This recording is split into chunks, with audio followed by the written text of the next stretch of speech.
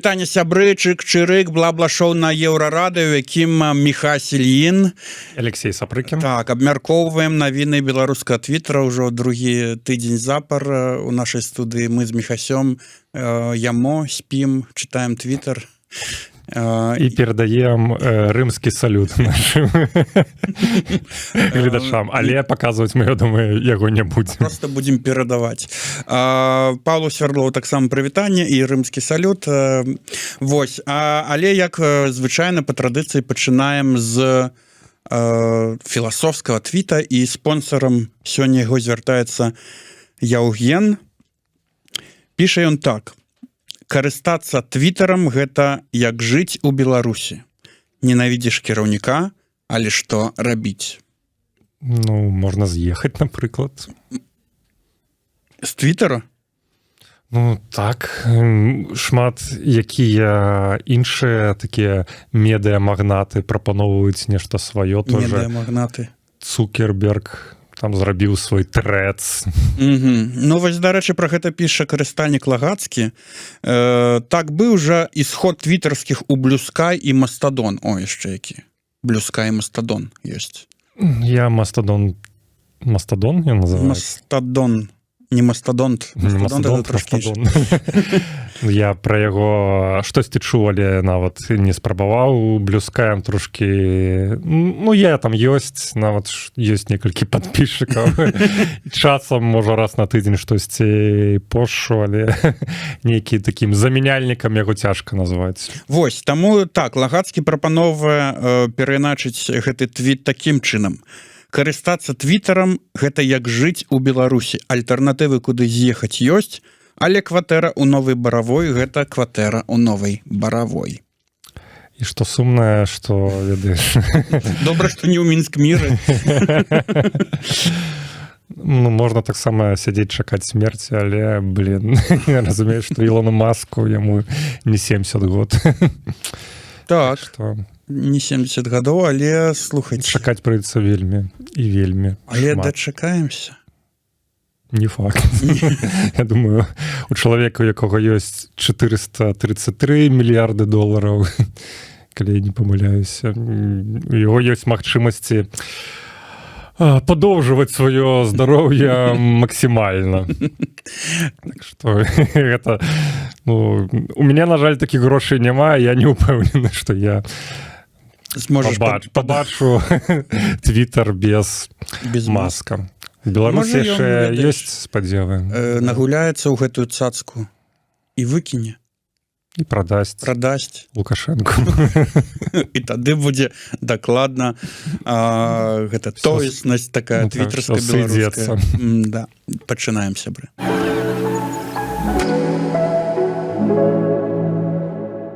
Ну, ось мы уже закранули гэтую тэму з маскам, з рымскімі салютамі, і, карацей, сябры, на гэтым тыдні, само сабой, найгучнейшая тэма гэта інаўгурацыя Трампа і ўсе падзеі, якія там адбыліся, і ўвогуле падзеі ў Амерыцы апошнім часам, ну так, нервны смешок з мяне просто так.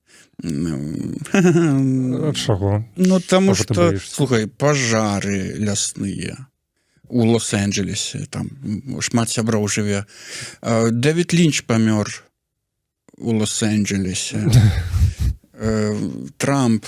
Ты же не ў Лос-Анджелесе.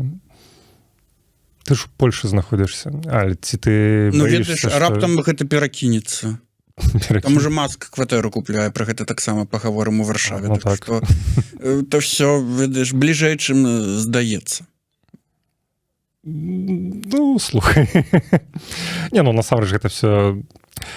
Слухай, я ўспрымаю гэта выключна як нешта смешнае, таму што проста чалавек, які не жыве ў нейкім такім кантэксце еўрапейскім, проста не разумее некаторых жэстаў. Вось і ўсё.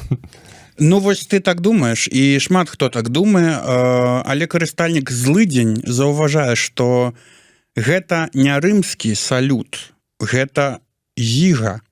Ён кінуў зігу, таму што ён снуты. Уся ваша Амерыка снутая, усе правыя снутыя, як і левыя.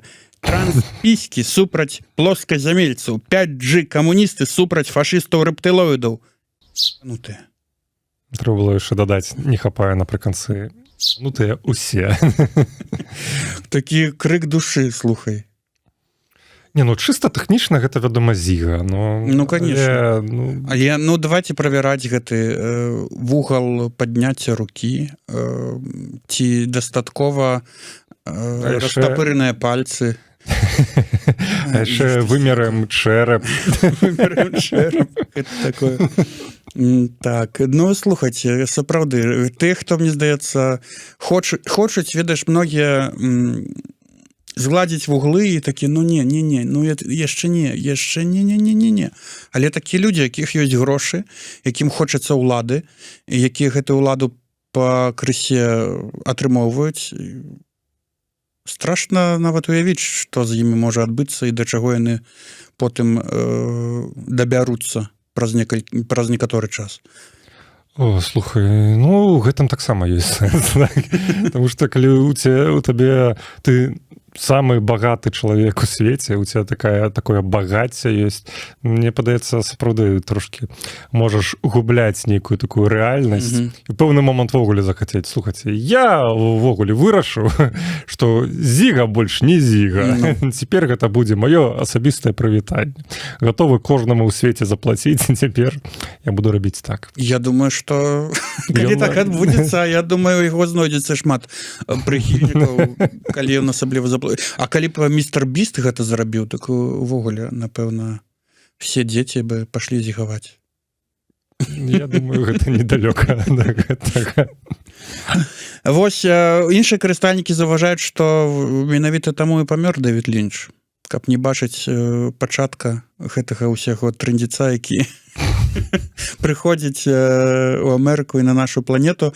Джипсенкоў піша, выказвае здагадку. Магчыма, Дэвід Лінч памёр, таму што рэальнасць пачала станавіцца больш абсурднай, чым ягоныя фільмы.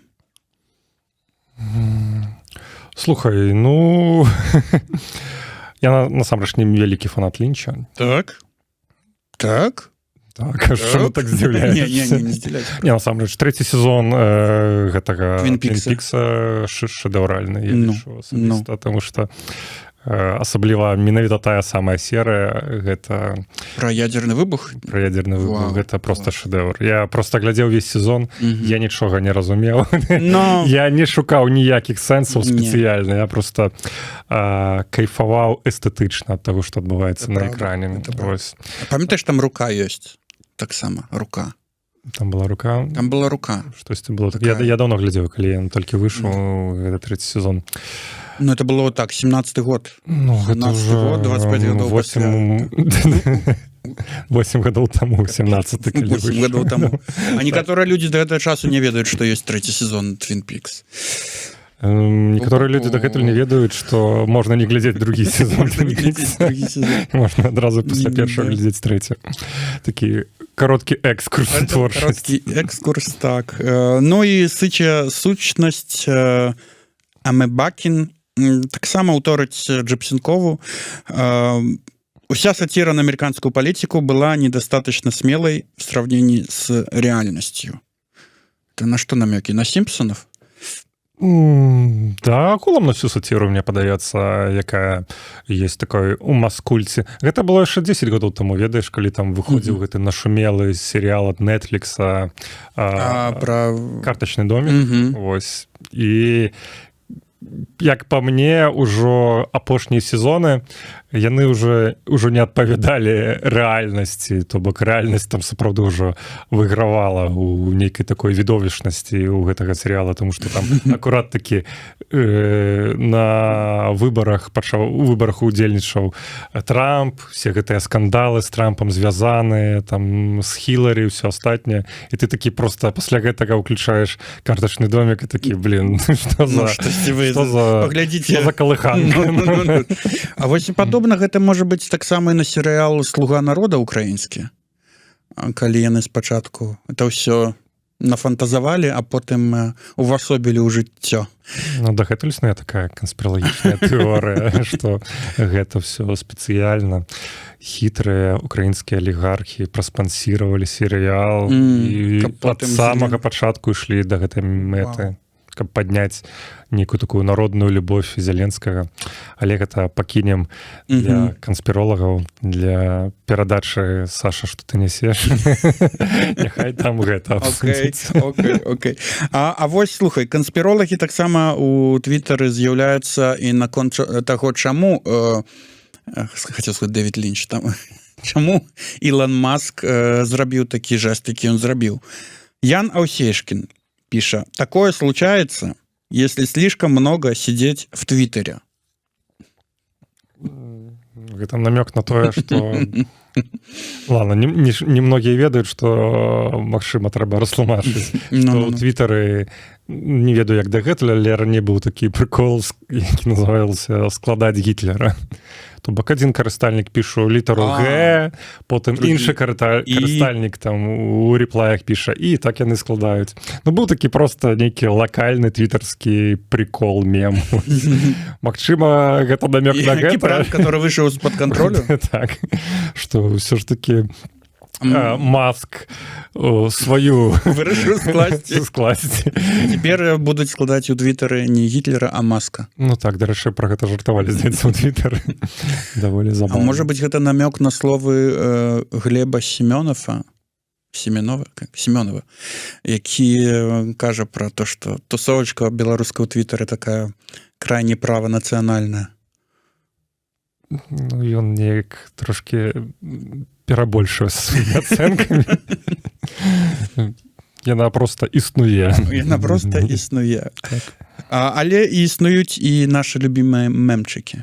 Давай каротенька пройдземся па іх. Джипсенкоў піша: .com, і ў нас тут лога X, у якім той самы Ілон Маск з тым самым жестам, нават як не нагадвае картачная валюта. Наш валет. Мне вельмі шкада нашага монтажора, якому прыйдзецца гэта ўсё замазваць. Ну што зрабіць? З трансляцыі з інаўгурацыі не замазалі, бачыш? І нават калі Трамп стаяў, калі быў гімн ЗША спявалі, усе стаялі з рукой каля сэрца, і адзін Трамп стаяў вось так вось з такім жестам. Не, дарэчы, не то, што не замазалі. Некаторыя амерыканскія каналы, нават тыя, якія лічацца рэспубліканскімі, гэты момант, ну, не тое, што выразалі. Унікалі яго, так? Яны паказвалі з іншага ракурсу, там іншы кадр уставлялі. Ну так, унікалі. Так што... не ўсе у Амерыцы не разумеюць, што гэта такое. Девбай піша, Девбай робіць аммаж на вядомы фільм пра неанацыстаў «Амерыканская гісторыя» і лагатып X. Все так склалася. Все так склалася. Менавіта, падзенне. Можа быць, таму гэта было. Ну, а астрафізік Глыбоччыны перайначвае словы вядомага беларускага палітыка. Гучыць гэта наступным чынам. Иксмовский порядок формировался веками. При Маске это формирование достигло наивысшей точки. Это то, что соответствует нашему пониманию социальной сети и роли в ней чейрмена. Ну, я не ведаю, як бы Маск у лепшых традыцыях гэтага чалавека, якому належыць гэтае слово, гэтая цытата. Ну, першакрыніца гэтай цытаты павінен заявіць нешта кшталту, што гэта фальшыўка, зробленая ў Мексіцы. Або так «О, no!» Или іншы чалавек такой «О, no!» Ну і мае словы пра тое, што гэта не так далёка, як здаецца. Shares more, less sprit. Заўважаю, што я знаю еще одного человека, акрамя Маска, который зиговал, а потом поехал в Польшу. И скриншот новины про то, что Илон Маск купляе люкс-апартаменты ў Варшаве на 52-м паверсе хмарачоса за 25 мільёнаў. Толькі чаго? Ну, хіба што даляраў ці еўра. Здаецца, даляраў. Калі вы як табе суседства магчымае з Ілоном Маскам? Ці гатовы ты уявіць Ілона Маска ў бедронцы? Ці ў жабцы? Калі ён аплачвае на касе жабцамі чыпсы якія-небудзь. Слухай, ну, здаецца, Cybertruck не дазволілі ў Еўропе. Быў адзін у Варшаве, па-моему, быў. Але ён такі нейкі выставовы, здаецца, быў. Так? А яны ж, здаецца, іх не дапусцілі да карыстання. Вось. Што могу сказаць? Слухайце, ну калі вы здагадаліся, пра якога чалавека, на каго намёк, то паспрабуйце ў каментах да нашага відэа скласці па літарах. Але па літарах, але не забывайцеся, што YouTube не Twitter. Вось. Ну, а мяне весяліць... Таму не трэба. Што калі, напрыклад, Маск вырашыць пераехаць у Варшаву і ўсё пачне вакол сябе перайменоўваць у X, напрыклад, там, бедронку, не ведаю, які яшчэ крамы, жабку в X. Ты лічыш, што пераедзе яму адразу ўсё аддадуць? Усе аддадуць, як Гітлер? Ну, я думаў, каб малой крыве аддзелацца ад яго, то цалкам магчыма. Ну так. Дарэчы, ну ведаеш, якая яшчэ сувязь папярэдняй навіны пра Лінча? Так. Што таксама ёсць сувязь з Польшай. Так. Ведаў, што ў Лінча любімы горад гэта Лодзь. Ну, фільмовая школа, там што там знаходзіцца. Ну, ён там нават пабудаваў. Я не ведаю, чаму. І учора я чытаў матэрыял пра тое, што у Польшчы будзе адкрыты першы ў свеце музей Twin Peaks. Сур'ёзна? Менавіта ў Лодзі? Не ведаю, дзе. Вельмі дзіўная навіна. Будзе адкрыты музей, ні датаў, ні месца не пазначана. Адзінае, што там было інтэрв'ю з польскім кінематаграфістам, сябрам Дэвіда Лінча, які сказаў, што Лінч перадаў у Польшчу 13 кантэйнераў артефактаў, рэквізітаў ці чаго там з серыяла Twin Peaks. Ці будзе там цела Лоры Палмер? Сорі за спойлеры. Ці будзе там забойца Лоры Палмер? Окей. Блин, сур'ёзна, я просто не ведаў, ну, Twin Peaks, як мне здаецца, ніяк не звязан з Польшай.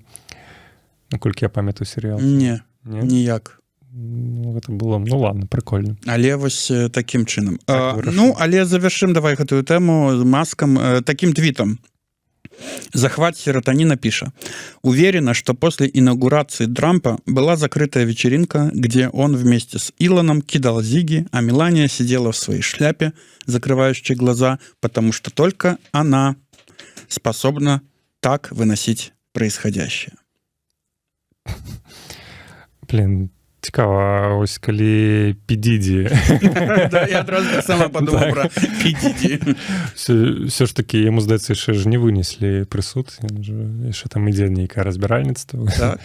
Ну, просто Трамп ось пасля гэтага і вся яго тусовка выглядае так, нібыта яго могуць памілаваць. Яны ж там памілавалі, мне здаецца, там некаторых людзей, некаторых там пакараных да пажыццёвага зняволення, злачынцаў і так далее. Нават таго амерыканца, які папрасіў Беларусі палітычны прытулак, памятаеш такую навіну? Нават яго выкрэслілі са спісу ФБР. Так што новы парадак. Наколькі ведаю, гэты амерыканец, здаецца, нават пераехаў мой родны Брэст. Мой родны Брэст, як дзе выкладае ангельскую мову. Вау.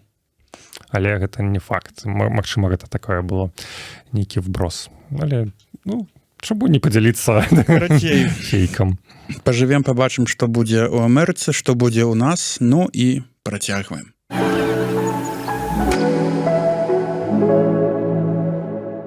Сябры, не можам не прайсці вакол тэмы выбараў Беларусі, які адбудзецца 26 студзеня, заўтра, хутчэй за ўсё. Але, слухайце... Выбары хутчэй за ўсё. Выбары хутчэй за ўсё заўтра. Не ведаю. Насамрэч, сёння нельга ж гаварыць пра выбары, дзень цішыні. за дзень да выбараў звычайна адбываецца. Так мы про выборы не кажам. Мы кажам про так званыя выборы. Так званыя выбары. Нічога асабліва цікавага у Твиттары не знайшлося, як на мяне. І ўвогуле як і на выбарах. Як і на выбарах. Ну, як бы кандыдатаў рэальных няма. Усе заявы, усе, значыць, это приколы з Ты не верыш у Сергея Саранкова? Не, ён же там что-то там сказанул, какую-то біліберду. Там фотаграфаваць забаранілі. Ну так, а навошта яго фотаграфаваць, гэта бюлетень? Что такое? Там эти, все, хто за аднаго кандыдата хочуць прагаласаваць, такія, мы вот... Ну, дарэчы, уже затрымалі 2 чалавек. Ну, некаторых затрымалі. Это там рапартуюць пра датэрміновае галасаванне, што там уже мільёны людзей прагаласавалі. Супер, супер, клас. Але ёсць пару цікавых твітаў, міма якіх я не змог прайсці. Васіль Дрындзецкі піша: ну што, беларусы, адсвяткуем? І скриншот гуглаўскага запыту пра міжнародны дзень без інтэрнэта і цуд, неяк выпадкова ён святкуецца 26 студзеня. Ну, гэта прикол, конечно. У той же самы дзень, міжнародны дзень без інтэрнэту святкуецца ў той же дзень, што і адбываюцца выбары прэзідэнта Беларусі 25 годзе. Ну, гэта такое... супадзенне цікавае. Супадзенне цікавае. Але ж яшчэ не факт, што адключаць. Ну, кажуць. Ну, кажуць, што адключаць. Все баяцца. Ведаеш, пасля 20-го года ясна, што там адключэнне інтэрнэта, і там супрацьстаянне, і так далее, і так далее. Але, ну, сёлета, ну, што там? Ну, навошта ім адключаць інтэрнэт? Ну, як бы... У гэтым плане, канешне, калі адключаць, гэтыя выбары будуць вельмі падобныя на адзіныя справядлівыя выбары, якія былі ў Беларусі ў 94-м годзе. Не было інтэрнэту. Ну так. Вось, таму я мяркую, што адключыць інтэрнэт у гэты дзень можна самастойна і пабыць... Проста пасвяткаваць інфармацыйны гэты дэтокс сабе зрабіць і потым уже 27-го ўключыць і здзівіцца ці не здзівіцца, якая элегантная перамога. Ну, як бы нядзеля.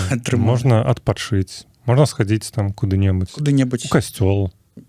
Ты настолькі паланізаваўся, што ходзіш, ці у вас у Берасці ўсе ў касцёл ходзяць? Не, але я грэка-каталіцкі атэіст, так што я хадзіў у касцёл у дзяцінстве. Добра. Так што да, у касцёл можна, не ведаю, куды яшчэ схадзіць. Дома пасядзець можна. Ну так, таму што... Футбол паглядзець. Калі вы ў Польшы, крамы не працуюць, калі вы... Ну, или ладно, уже калі вы ў Беларусі, можна схадзіць у буфет. Хаця бы просто схадзіць у буфет. Там таксама шмат цікавага. Цікава, ці будзе лічыцца пакараннем, калі ты...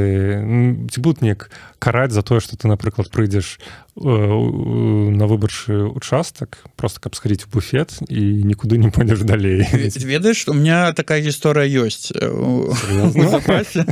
Карацей, это былі выбары парламенцкія, по-моему, і мы з маім сябрам вырашылі схадзіць у буфет. Паесці шашлычку і гэтак далей. І бліжэйшым участкам ад месца, дзе мы знаходзіліся, быў участак у 23-й гімназіі на праспекце. Значыць, і мы ідзем, ужо галодненькія такія, і, значыць, там спяваюць калектывы, якія, ну, вот это все на прыступках школы. І мы, значыць, на ўваходзе стаім, і нас пытаць, вы куды? Мы такія, вы галасаваць, які у вас, значыць, выбарчы участак? Гэты або гэты, бо там было 2. Мы такія, да мы не галасаваць. І яна так адразу, эта настаўніца, так ёй стала кепска, так яна расчаравалася ў нас. Не галасаваць? Так, мы у буфет. Буфет? Ну буфет у нас на вуліцы. І мы пайшлі ў гэты буфет, у котором сидзела 2 чалавекі.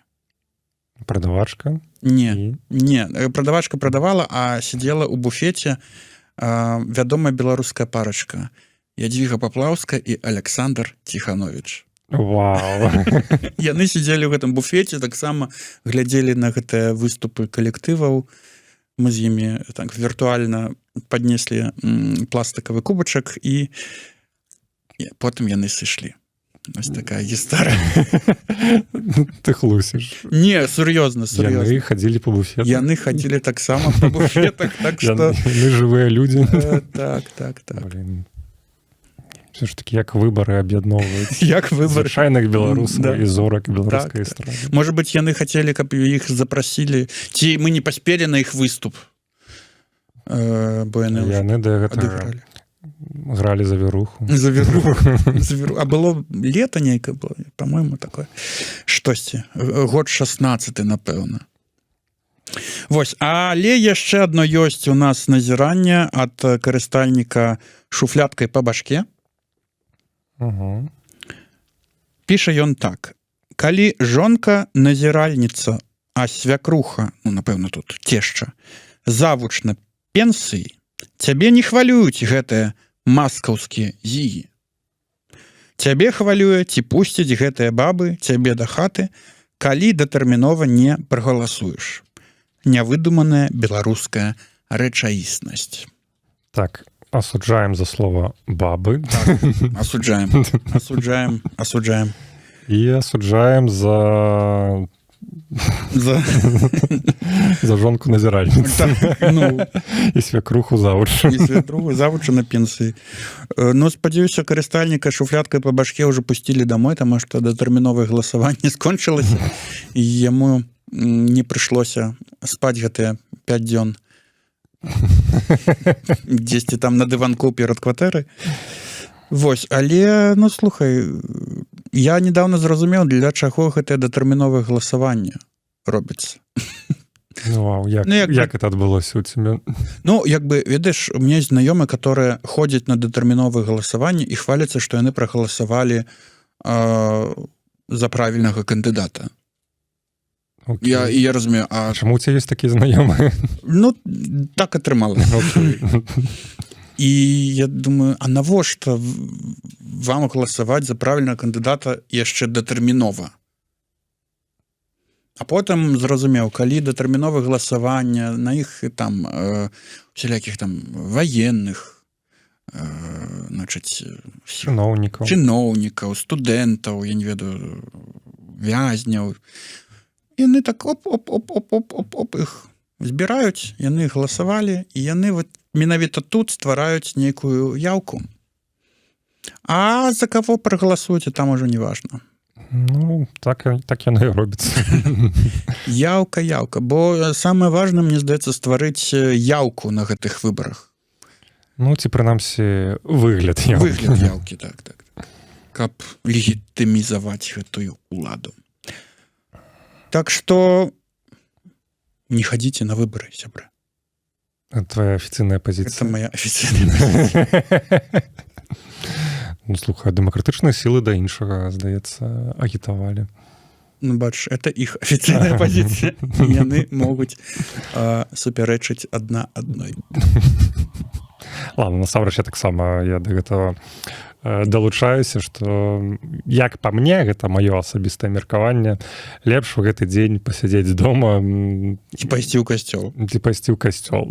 Але нават скажу больш, лепей, наверное, все ж таки пасядзець дома, потому что лішні раз выходзіць куды-небудзь на вуліцу ў гэты дзень, гэта можа невядома чым скончыцца. Ну так. Просто дзеля асабістай бяспекі лепей паглядзець запіс літургіі дома. Карацей, беражыце сябе, сябры. Ну, а мы працягваем.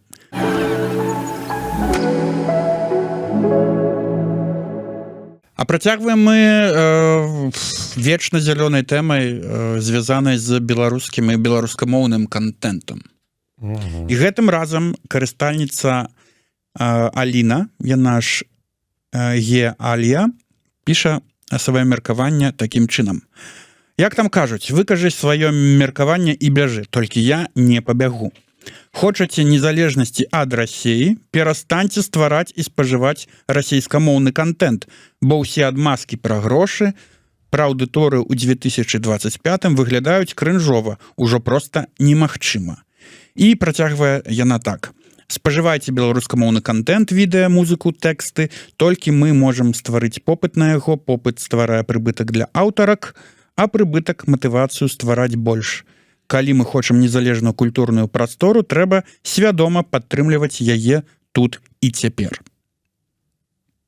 База? База, так. Базанула, Аліна? Мне нават дадаць няма чаго. Але, слухай, ну вот такая, здаецца, база. Але так яна трошки агрэсіўна, мне здаецца, гэта падае, так стварайце, рабіце, але гэта ж з розных фактараў складаецца. Ну так, па-першае, цяжка якасны контент зрабіць за бясплатна. Вось, па-першае, грошы. Грошы трэба. А грошай няма на контент. А няма іх чаму? Таму што, напэўна, няма прагляду. А прагляду няма, бо няма аўдыторыі. А ведаеш, я неяк вывеў гэтую вось ланцужок уловачны. Што у тебе, напрыклад, ну, ён датычыцца рэкламы беларускамоўнай у Гугле. Чаму нельга там беларускамоўны віды на рэкламу паставіць. Але, мне здаецца, будзе тут дарэчны. Карацей, нельга беларускамоўнае відэа паставіць на рэкламу, бо Google не падтрымлівае беларускую мову. Гэта значыцца, што не хапае мала контенту беларускамоўнага. А мала беларускамоўнага контенту, бо няма аўдыторыі, і таму нельга паставіць рэкламу на рэкламу в беларускамоўнае відэа. То бок будзе не бяруць на працу без досведу працы. Дзе яго ўзяць. Так, абсалютна. І як бы тут гэта ўсё улоўка 36, як у Дані. Ну таму рэспект усім, хто робіць на беларускай мове контент. Але шчыра кажучы, ну шмат чаго не хапае. Нішаў вельмі шмат, тому што ну ёсць там якія-небудзь там, не ведаю, падкасты пра навуку, іх там на жаль прыходзіцца слухаць што-небудзь рускамоўнае. У меня просто такая методика. Калі няма альтэрнатывы, прыходзіцца і абмежаваныя мовы. Ну, прыходзіцца шукаць нешта альбо на рускай мове, ну альбо там калі там спрабую падняць сваю польскую, таксама і на польскай што-небудзь шукаю. Але калі крадаецца рускай мовы, то я, вядома, перад тым, каб пачаць гэтага чалавека ці там канал глядзець, слухаць. Ты робіш research?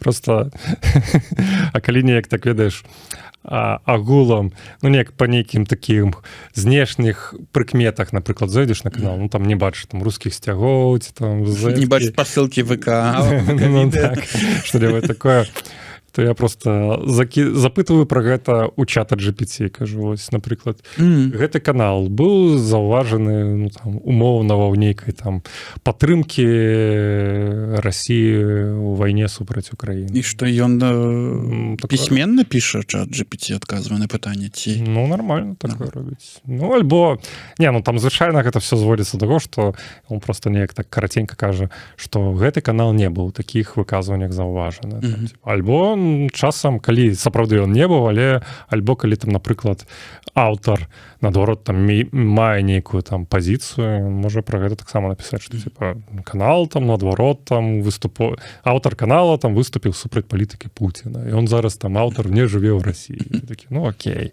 можам даць шанец. Буду, канешне, не буду атрымліваць задавальненне ад гэтага рускамоўнага контенту, але выбару няма. Ну, давай вернемся да беларускамоўнага. Яшчэ ёсць меркаванні. Юрась Палякоў выказвае наступнае меркаванне. Няма столькі беларускамоўных, каб зарабляць на праглядах. А вось гэта такі довад сур'ёзны, мне здаецца. Калі хочаш зарабляць на праглядах, а не там жыць на нейкае фінансаванне, бюджэты і гэтак далей, то даводзіцца выбіраць.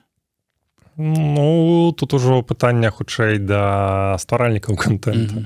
якія яны мэты перад сабой ставяць. Ну, так. Типа, калі яны хацяць з гэтага зарабляць, то гэта такая вельмі дзіўная бізнес-рашэнне. Буду-ка я зарабляць на сваім кантэнце. Калі вы проста хочаце рабіць кантэнт як хобі, як трошачкі такім чынам неяк дапамагаць беларускай культуры, беларускай мове развівацца, проста пашыраць яе, то вы проста гэта робіце на такім валанцёрскім пачатку. Асноўнай працай гэта назваць цяжка. Цяжка, так. І рабіць яе не трэба, напэўна.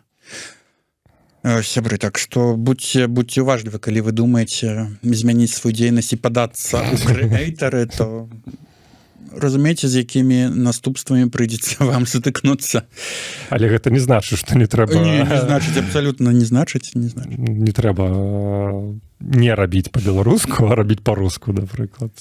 Все роўна. А вось яшчэ адно цікавае меркаванне выказвае Бубен пра беларускі кантэнт і пра...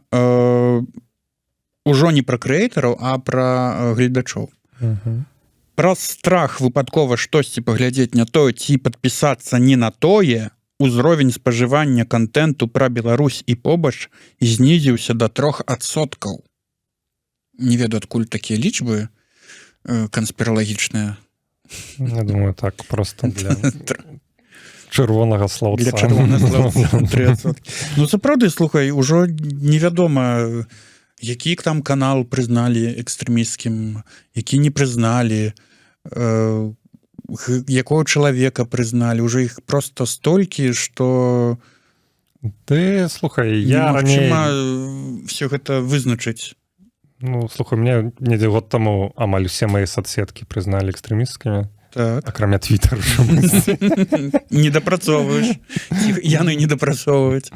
Не, ну, ёсць проста версія, што ім проста падабаецца мой твиттер, але не падабаецца мой твар, таму яны такі, типа, ладно. Так, Інстаграм экстрэмісцкі.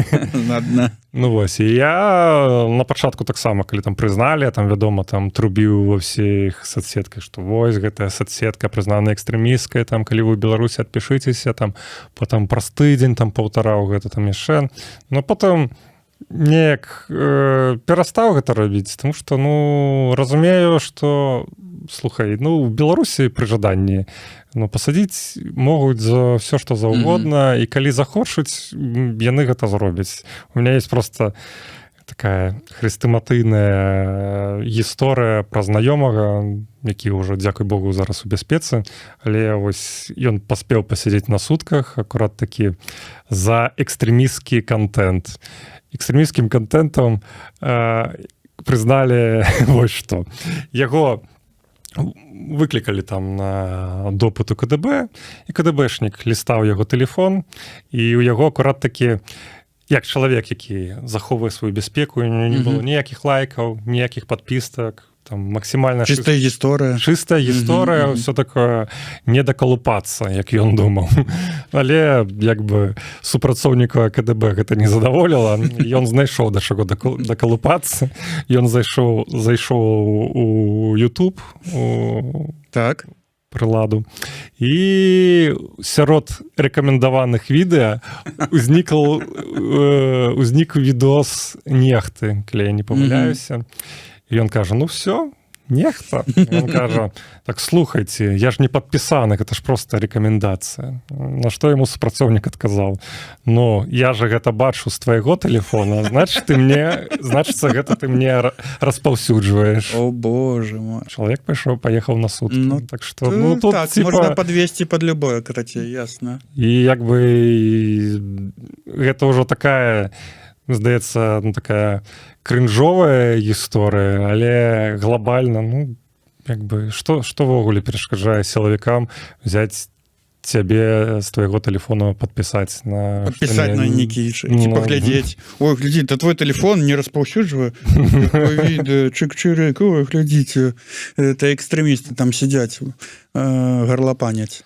Так што, ну, гэта меры бяспекі трэба мець, вядома, але, ну, нешта неяк трэба таксама быць рэалістамі, што все роўна калі ёсць пэўная зацікаўленасць да вашай персоны, гэтыя все чыстыя гісторыі дапамогуць, але яны хутчэй нават не столькі дапамогуць, яны проста падоўжуць ваш час там. Так што гэта не значыць, што не трэба не трымацца гэтай бяспекі, але проста мейце гэта на ўвазе. На жаль, такія рэаліі.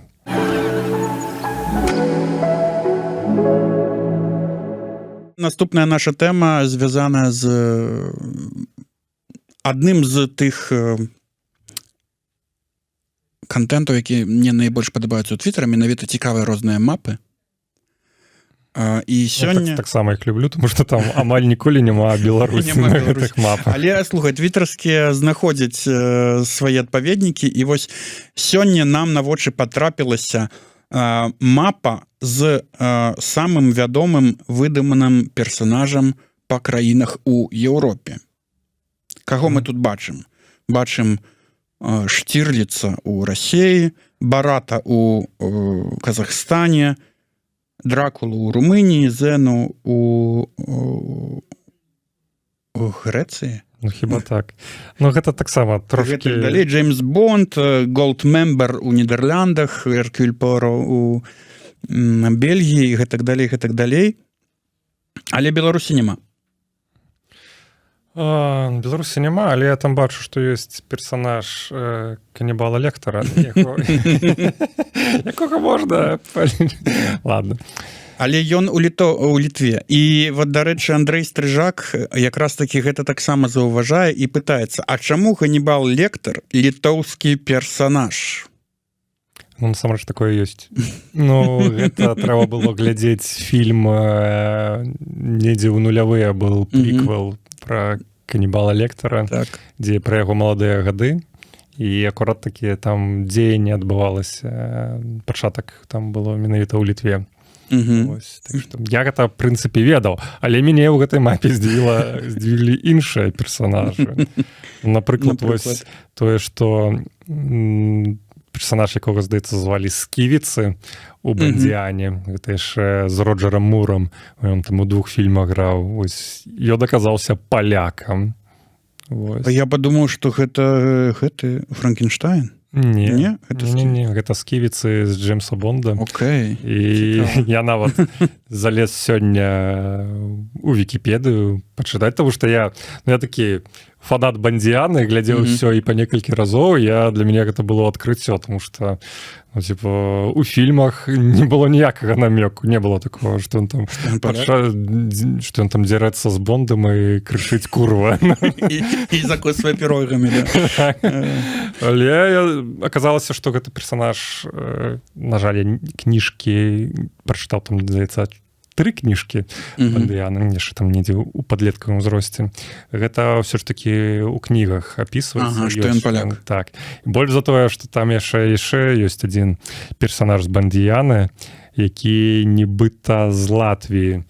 Гэта Голдфінгер. Ось, ён таксама з Бандыяны. Я таксама загугліў, я таксама гэтага не ведаў, і сказалі, што Вікіпедыя мне падказала, што гэта таксама ён латыш, але таксама гэта ў кніжках было, у экранізацыях гэтага, здаецца, абмінулі гэта. Слухай, вяртаючыся да Лектара, тут таксама беларусы могуць сказаць, што гэта беларус? З беларус? апошнімі падзеямі гэта беларус? Потому что... гэта і быў мой намёк. Але давай гэтую дыскусію апусцім. Пакінем яго для зернанападніка. І пяройдзем да варыянтаў Твіттара, каго б яны на гэтую мапу змясцілі з беларускіх выдуманых персанажаў. Беларусаед. Як лічыце, хто мае быць самым вядомым выдуманым персанажам у Беларусі і чаму менавіта Дзед Барадзед? Скажы шчыра, ось ты глядзеў хоць адзін выпуск з Дзедам Барадзедам? З Дзедам Барадзедам? Прызнавайся. Я не глядзеў ніводнага. Я ведаю Дзеда Барадзеда выключна як ужо такі мем, які ўзнік, які стаў папулярным, такім, можа, там, у 10-е гады. Ну, Дед Барадзед — гэта Як такі ён вы як ён... персонаж бумерскі, не? Ну так. Такі... Ну, ён, мне падаецца, вельмі бумерскі. Вельмі Ну, ён уже там з канца 80-х. Потому што я памятаю, напэўна, першага такого героя гэта Пацаваца. Пацавацу я добра памятаю. Ну, гэта не з калыханкі. Ну, гэта так. Гэта іншая праграма была. Не памятаю уже якая. Мульціклуб? Мульціклуб. Вось мы настолькі старыя, але не настолькі не настолькі ну, так, Дед Барадзед. І Ягор Цюкін піша Пацавац. Таксама ёсць такі варыянт. Дед Барадзед. Ну, слухай, але ён выдуманы, вядомы. Чаму не? Ён вядомы, мне падаецца, все ж такі як нейкі такі мем, але не як такі сапраўдны як герой нейкага контенту, які людзі глядзелі. Тому што я не ведаю амаль, што беларусаў, якія глядзелі Деда Барадзеда. Ну, гэта ўжо штосьці такое, ўжо проста распіяранае ўжо значна пазней. Але вось, што тычыцца мемаў, і контент, які шмат хто глядзеў, гэта галівудскі контент і галівудскі беларус, і пра гэта піша, рыхтуе напад з 5-й пазіцыі, такі аккаунт. І ён лічыць, што найбольш вядомы выдуманы беларус гэта Джон Уік. Што характарызуецца гэтай карціначкай? Мне падаецца, што все ж таки гэты прыкол у фільме. Я не памятаю, гэта частка выйшла, здаецца, у 19-м годзе, трэцяя, про Джона Уіка. Гэта такі мем, які стал папулярны выключна ў Беларусі, тому што там заходні глядач, ты як праглядзеў гэты момант, так і забыўся пра яго. Менавіта, здаецца, таму Джон Уік не трапіў на мапу.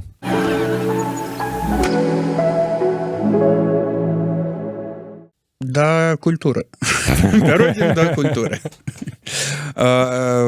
Вельмі паднялася тэма на гэтым тыдні сепаратызма, падляцкага сепаратызма ў польскім адборы на Еўравізію. Узбудзіліся ўсе, і беларусы, і палякі. І нават украінцы. Тому што мне на гэту тэму трапляліся тиктокі, дзе вось гэтую песню украінцы называлі сваёй. Ну, типа, такой разнавіднасцю украінскай мовы. А вось Чубака піша так. У мяне ў галаве другі дзень гучыць люстэрка. Менавіта пра гэтую песню мы гаворым. Дзякуй твітарскім срачам. Ой, бачыце, твітарскія срачы могуць зрабіць. Пра якой ж люстэрка мы гаворым? Малёня піша, люстэрка ад Нізкіс? Не. Ад сябе дадаю, люстэрка ад гурта Уліс? Не. Кот Шрёдзінгера піша, дзякуй, што не зеркала. Прывітанне сябрам. А насамрэч гэта песня дуэта падляцкага Свада і Нічос, аднайменная люстэрка, якую яны спяваюць на сваёй мове. Давай это так назовем пакуль што. Ну, ёсць розныя назвы гэтай мовы. Того, што... По-своему. По-нашему. Карацей, вось вы можете бачыць зараз тэкст на экране, лацінкай напісаны. На польскую не падобна, палякі заўважаюць. Вау, нечакана. Палякі не разумеюць ніводнага слова з гэтай мовы. Жыхары Падляшша гавораць, што так у нас не гавораць. Што выдумалі какую-то сваю мову. Іншыя жыхары там некаторых паветаў кажуць, а ў нас так гавораць і ўсё окей. Карацей... Гэта тая гісторыя, калі там, ведаеш, у Беларусі гэта таксама можна сустрэцца, калі там у кожнай вёсцы нейкі свой там прыкол, хаця там вёскі побач знаходзяцца. Так. І ведаеш, а мне гэта нагадвае, вось, як заўсёды пра Брытанію кажуць, што там куча розных акцэнтаў і, напрыклад, паўднёвыя ангельцы не разумеюць паўночных і гэта нават не столькі ангельцы, колькі лонданцы там не разумеюць тых, хто жыве там у Тайнсайдзе і так далей. То мне тут вот ажно гонар взяў, што вось нарэшце мы можам сабе дазволіць не разумець мову, там не до конца разумець некаторых словаў, але яна таксама нашая. Хаця не ведаю, чаму там не разумеюць, мне здаецца, там все зразумела. Ну, так, типа, як па мне, она такая даволі, она ж там фанетычна падобная да польскай. Ну так, не, я б сказаў, што яна падобна больш да украінскай. Да украінскай? Ну, польская мова і украінская фанетычна таксама даволі падобная. Ну, добра, окей. Не гэта пакінем для спецыялістаў. А вось спецыялісты пішуць твітарскія наступным чынам. Пачварны піша: калі гэта для кагосьці не беларуская мова, то я не ведаю. Тут же яму адказвае гном. Вось глядзі, якраз такі пра фанетыку. Разорвалось, судят, серце, подняліся, ну і гэтак далей. Гэта дыялект беларускай мовы? Так. Гэта падобна на літаратурную стандартную беларускую мову? Не. Ну, блин, ну, вельмі дзіўна так, што полька, ну, так, на нейкую народную песню, якая хутчэй за ўсё там дасталася там ад маці, бабулі і іншых родзічаў, якая пражыла ўсё жыццё ў Польшы, неяк з памылкамі можа фанетычнымі штосьці пераказваць. Хаця цалкам верагодна, што гэта першая крыніца была акурат такі літаратурная беларуская мова, але я дакладна не ведаю, тому што... Ну, мне здаецца, яны на гэтых тэрыторыях, в прынцыпе, гаварылі і гавораць па-свойму ўвесь час, таму як нават выпускаюць кніжкі на гэтай мове, я думаю, тут спецыялісты больш разбяруцца, як і што, там мікра гэта мова, ці дыялект нейкай мовы, што-кольвек. Але вось Шэмлес заўважае, што напишите у школе на такой мове сочинение. 2 баллы атрымаеце. Это польска, украинска, беларуска, расейская. Чаго тут больш не ведаю. Назваць гэта беларускай мовай крынж. Давайте толькі нормы пераглядаць, таму што людзі так размаўляюць. Напиши у школе на такой мове сочинение, атрымаеш 2 баллы і яшчэ кляузу ад Вольгі Бондарова. Ад Вольгі Бондарова. Ну, а калі Тарашкевіца напісаць, таксама 2 баллы. Так што... Это не адмяняе таго, што гэта беларуская мова. Сябры, трэба трошкі быць талерантней. Вось. Ну, а кляуза ад Вольгі Бондаравай, гэта, канешне, круто. Нават лепш, чым экстрэмісцкі статус, мне здаецца. Ну і Лес Депрес піша пра рэакцыю палякаў, што таксама цікава. Рэакцыя некаторых палякаў не толькі на падляшскую сваю мову люстэрка, падобная на рэакцыю некаторых беларусаў і не толькі на палескую мову. А вось тут я б сказаў, што не на палескую мову, а ўласна на беларускую мову. Так. Таму што не дапрацаваў пан Лес. Да кагосьці штосьці спытаць па-беларуску, і такі: што? Вы на якой-то мове говорыце? Па-польску, па-украінску? Гавары нармальна. Што ты гаварыш? Гавары нармальна. Это есть нават не твой прикол. Это есть такое легендарное відэо, дзе журналісты Белсата ў Брэсце спрабавалі нейкую там апытанку рабіць па-беларуску, задаючы пытанне, і жыхары Брэста адказвалі там штосьці гэта якая, гэта украінская, не разумею. Прабачце, такое, але так ёсць. Так что, ну что, я могу сказать поспехаў музыкам, потому что насамрэч яны робяць вельмі крутую музыку. Я іх нават перасекаўся на адным праекце, бачу ў жыўцом іх, так что вельмі крутыя. Беларуску размаўляе?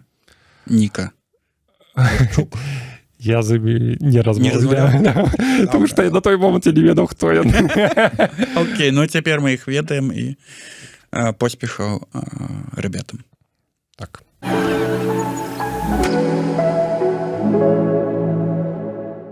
Ну і найлепшым твітам тыдня мы заўсёды завяршаем нашу праграму. Сёння гэты твіт гучыць наступным чынам. Аўтар яго Максім Бай. У Польшчы пажарны прыбег на выклік у футболцы, без штаноў і без абутку. Як мне не хапае такіх добрых і чалавечых навін з Беларусі. Усё атруцілі лукашысты клятыя. Так, у меня одно пытанне. Чым ён тушыў пажар? Ну, футболкай, відавочна. Або сняў маеткі і натуральным чынам з бронзбойта. Слухай, ну сапраўды вельмі такая прыемная навіна тым, што яна можа адбыцца ў Польшы. І типа у тым плане, што добра скончыцца да гэтага пажарнага, тому што у меня есть гісторыя падобная, якая адбылася ў Беларусі. Так, таксама там пажарны такі быў. Ну, амаль што. У меня проста быў знаёмы, які працаваў у гэтай сферы ў Беларусі, і ён проста распавядаў гісторыю, што неяк здаецца, пасля працы нейкая там каманда ратавальнікаў вярталася, здаецца, на сваёй там прыватнай машыне, і там штосьці нейкая аварыя была, і гарэла нейкая машына. Яны штосьці выйшлі, ну, як прафесіяналы, але ў сваёй цывільнай вопратцы проста там взялі, патушылі, іх там пафоткаў хтосьці, ну, але хтосьці распазнаў, зразумеў, што яны ратавальнікі, і гэта скінулі неяк у СМІ. Гэта трапілася гісторыя, там фоткі апублікавалі ў СМІ, і ну, у выніку гэтыя пажарныя атрымалі па шапцы за тое, што яны палезлі... Не па форме. Не па форме, так. Так што у Беларусі такія рэаліі. Да, такія рэаліі, на жаль, на жаль, на жаль. Так што можам парадавацца за ось польскага калегу гэтых. Спадзяюся, што гэта не быў нейкі эпізод новай гульні сімуляцыі сапраўднага паляка, якая павінна выйсці неўзабаве на Стиме. Я думаю, гэта прыкол. Не, гэта реально. Ты ўжо бачыў, так? Гэта реально, да, я бачу скриншоты.